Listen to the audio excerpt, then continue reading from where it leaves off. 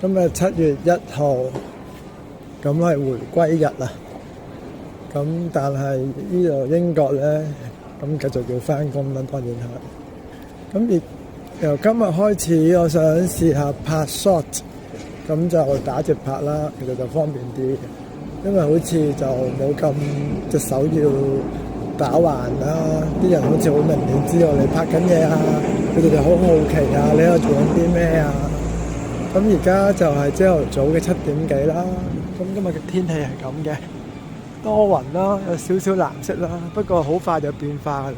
咁有啲烏雲啦，咁似乎都落雨。咁琴日就差唔多30度啦，廿幾度、26度到啦。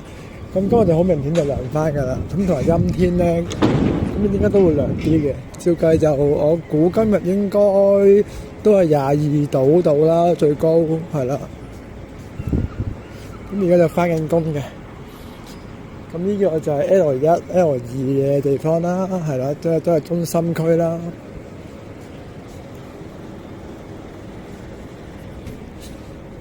咁街上邊都有零星嘅人返工嘅，咁都去緊，可能喺中心位置返啦，或者去搭車啦。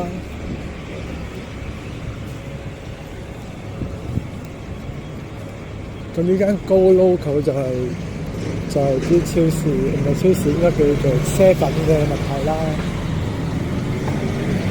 咁有啲餐廳 coffee shop 都開咗嘅，咁好多呢啲應該係中東人開嘅細嘅便利店啦。